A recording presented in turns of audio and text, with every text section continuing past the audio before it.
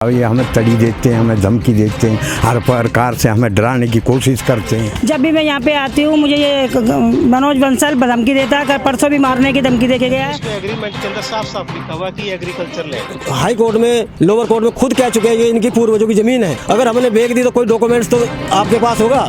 कैलाश नगर की जमीन पर भू माफियाओं का फर्जीवाड़ा।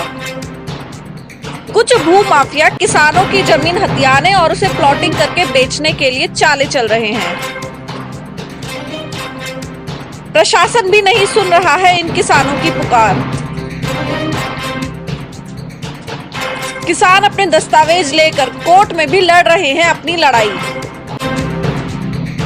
आइए देखते हैं क्या है पूरा मामला। 76, 77, 84, 85, 89, 90 की फर्द इस धरती को अभी तक किसानों की बताती है। हमारे पास 50 साल 60 साल का रिकॉर्ड आज भी हमारे बड़े बुढ़े आज तक भी जमीन के ऊपर जो है फर्द के जमाबंदी में काबिज हैं।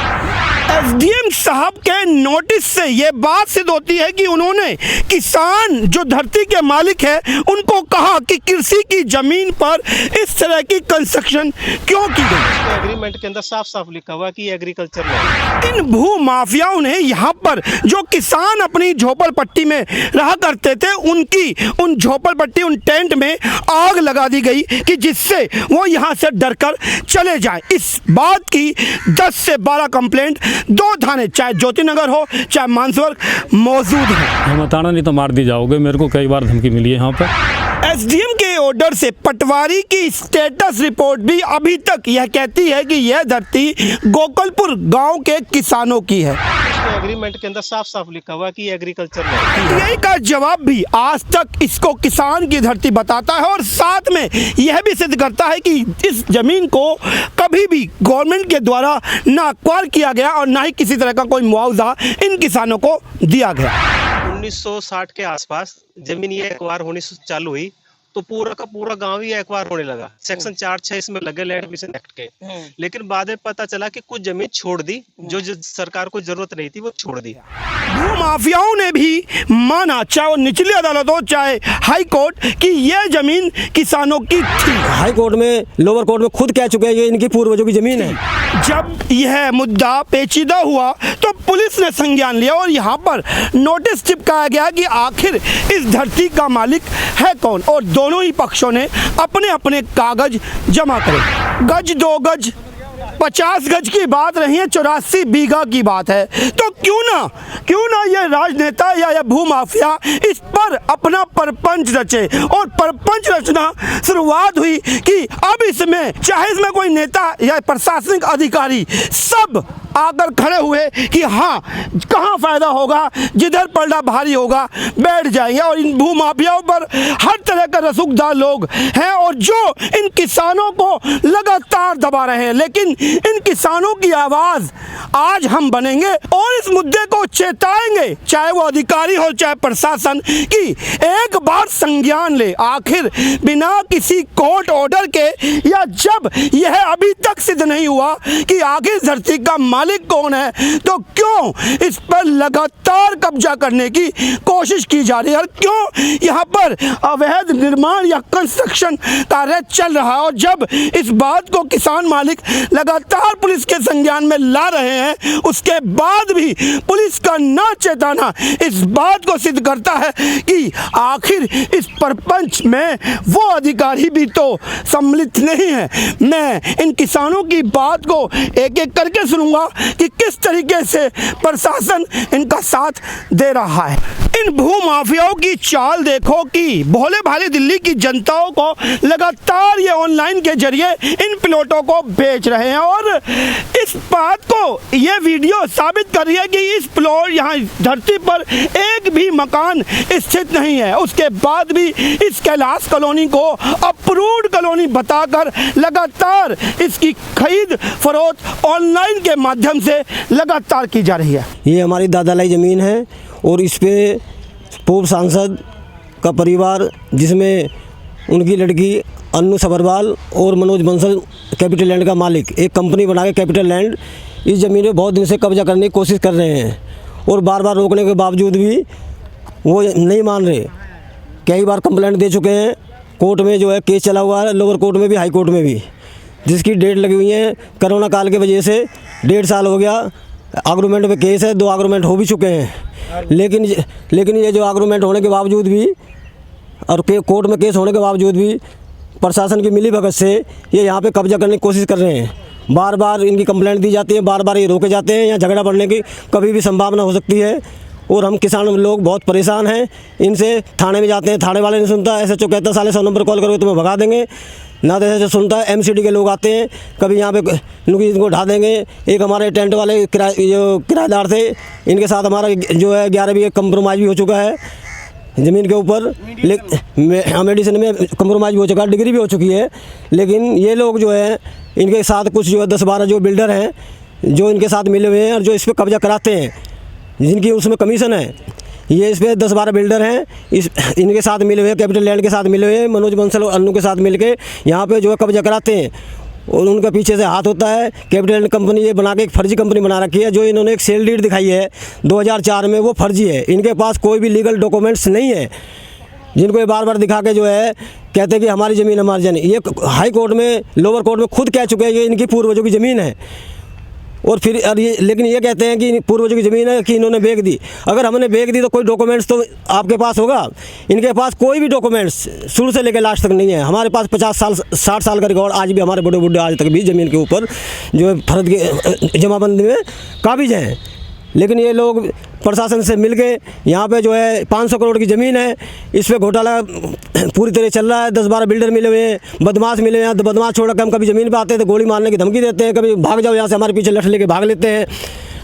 और ये बार बार कहने में बाज नहीं आते। जो मेरा नाम सलेख चंद है, मैं गोकलपुर गांव से हूं।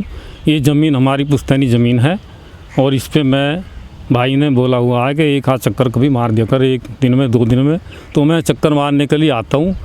तो कभी कभी यहाँ पे कोई जुआरी वगैरह रहते हैं, कोई बदमाश रहते हैं, कोई कोरे यहाँ पे मुझे मिलते हैं। एक उधर जो है पार्किंग खुली हुई है, उधर जो है वो मुझे कई बार धमकी दे चुके, तो आप इधर को कैसे आते हो? कि मैं कहा भाई हमारी ज़मीन है। उन्होंने कहा तुम्हारी ज़मीन काहे की है, हम बताना नहीं तो मार दी जाओगे। मेरे को कई बार धमकी मिली है यहाँ पर। फिर मैं यहाँ इधर को मैं जाता नहीं हूँ, फिर मैं इधर ही चक्कर मार के चला जाता हूँ। मगर ठीक है, कोई भी अगर ऐसा वैसा कोई काम करते हैं तब देखेंगे, जैसे भी जो भी होगा कानून के हिसाब से करने के चक्कर में हम केस चला हुआ, इसलिए हम कुछ कर नहीं पा रहे हैं। क्योंकि हमने कर दिया और उल्टा हम पे लग जाए कोई आरोप, इसलिए हम कुछ नहीं कर पा रहे हैं। राजेंद्र सिंह, गांव गोकलपुर। तो हम यहाँ अपनी ज़मीन पर आते रहते हैं। जो भू माफियाओं ने दबाने की कोशिश कर रहे हैं और दबा लिए बहुत भूमि। तो इसलिए जो हम चाहे कुछ भी हो जाए, ये हमें तड़ी देते हैं, हमें धमकी देते हैं, हर प्रकार से हमें डराने की कोशिश करते हैं। हम चाहे यहाँ मर जाएं या कुछ भी करें, पर जो हम अपनी बच्चों के लिए अपनी ज़मीन को नहीं छोड़ देंगे।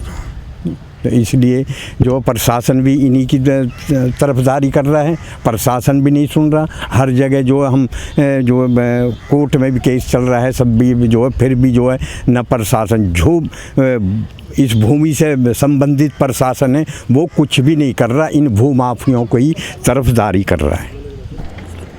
मैं पूजा दीक्षित यहीं पर रहती हूँ। इनके फतेह चौधरी जी की इनकी केयरटेकर हूँ मैं यहाँ की ज़मीन की। जब भी मैं यहाँ पे आती हूँ मुझे ये मनोज बंसल धमकी देता है। परसों भी मारने की धमकी दे के गया है। मैंने इसकी रिपोर्ट अहमद भारत इसमें ज्योति नगर थाने में लिखवाई है और मेरे को परेशान कर रहा है कि इनकी नौकरी छोड़ दे, इनकी नौकरी छोड़ दे। अगर मैं नौकरी छोड़ देती तो मैं करूँगी क्या है? या हर दिन जब भी कहता है अगर तू नौकरी आएगी तो तीनों जने, अन्नू और ये सब जने, मेरे को मारने की धमकी दी जा रही है जी।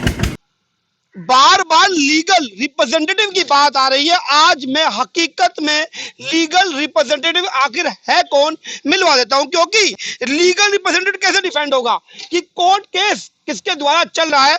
शिव कुमार जी, जितने भी इसकी धरती पर केस चल रहे हैं, यही टाइटल है। एक बार बात कर लेते हैं और जानते हैं कि आखिर मुद्दा है क्या। सर मुद्दा इसमें यह है कि जो ये जमीन है हमारी, ये शुरू से हमारे बाप दादों की है। 1960-65 से ही हमारे बाप दादों का सबका नाम आ रहा है इसके अंदर जी। इसमें हमारे बाप दादा को नाम आ रखा है कि 1960 के आसपास जमीन ये एक्वायर होनी चालू हुई, तो पूरा का पूरा गांव ही एक्वायर होने लगा। सेक्शन 4-6 इसमें लगे लैंड एक्विजिशन एक्ट के। लेकिन बाद में पता चला कि कुछ जमीन छोड़ दी, जो सरकार को जरूरत नहीं थी वो छोड़ दी।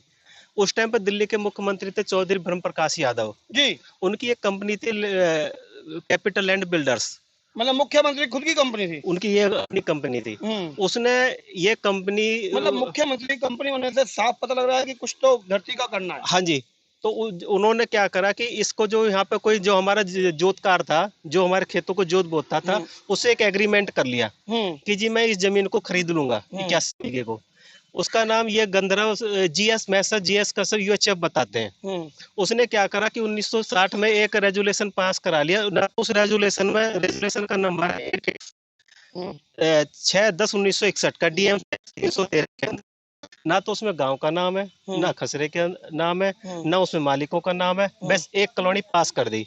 और उसमें भी बाद में ये लिखा to be sanction of the term and condition of the resolution, कि इसमें जो सिविल एमिनिटीज है वो जो प्रोवाइड करी जाएंगी, उसके बाद ये कॉलोनी पूरी होगी। तो वो जो सुविधाएं हैं वो कैसे मिलेंगी? 1960 से लेकर आज तक हुआ नहीं है, 60 साल हो गए पूरे के पूरे।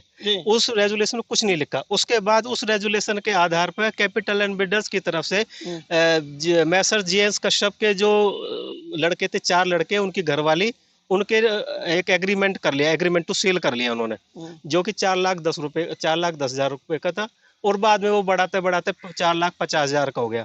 ना तो ये पता चला कि वो चेक कैसे दिए थे, कैसे पेमेंट हुई थी, 81 बीघे थी। जो उसमें लिखा हुआ है एग्रीकल्चर लैंड लिखा हुआ है, कि जबकि ये कोर्टों में कहते हैं कि जी हमने जीएस कश्यप से ही जो अप्रूव्ड कॉलोनी खरीद ली थी, जबकि उसके एग्रीमेंट के अंदर साफ साफ लिखा हुआ कि ये एग्रीकल्चर लैंड है, वो सारे खसरे हैं।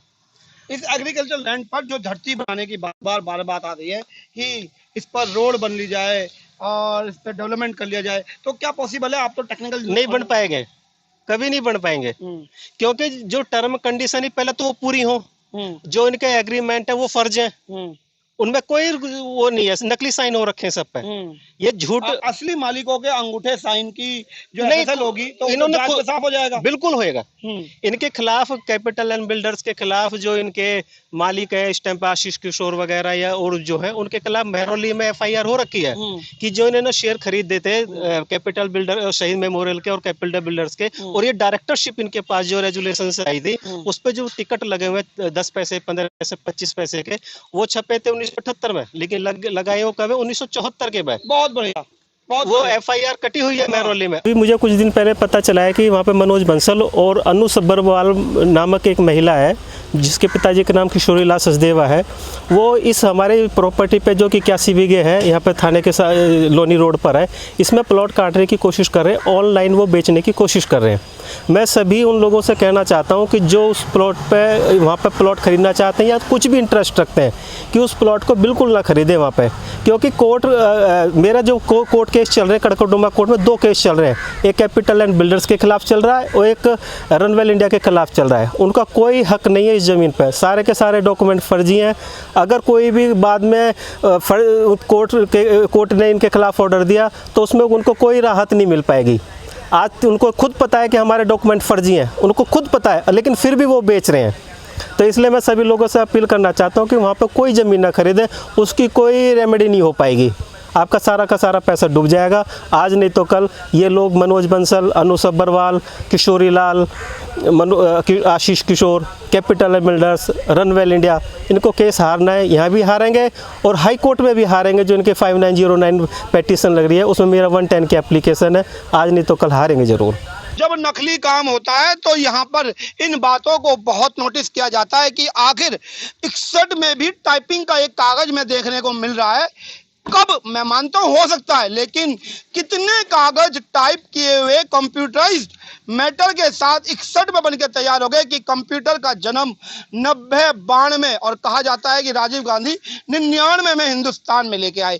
तो नकली और फर्जी साफ दिखता है, लेकिन बस हमारी न्याय प्रक्रिया कुछ ऐसी जटिल है कि साबित करने में दशकों निकल जाते हैं। लेकिन कोई बात नहीं, जो हकीकत है उसको लगातार उजागर करते रहेंगे और जनता तक पहुंचाते रहेंगे।